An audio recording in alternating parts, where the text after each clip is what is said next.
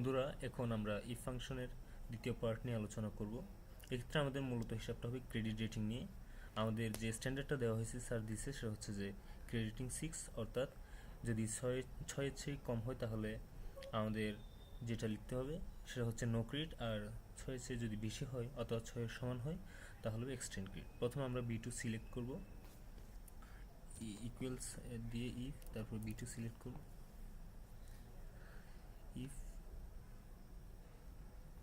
Then greater than or equals to 6,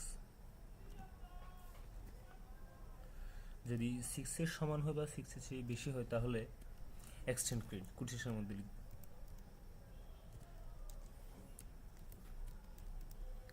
quotation complete, তারপর কমা, আর কম হলে হবে নো ক্রেডিট, কোটেশনের মধ্যে লিখব নো ক্রেডিট।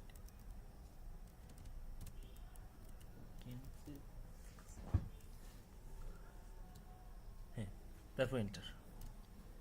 এরপর আমরা এটা টেনে দিব নিচে, তাহলে পরবর্তীগুলো পাওয়া যাবে।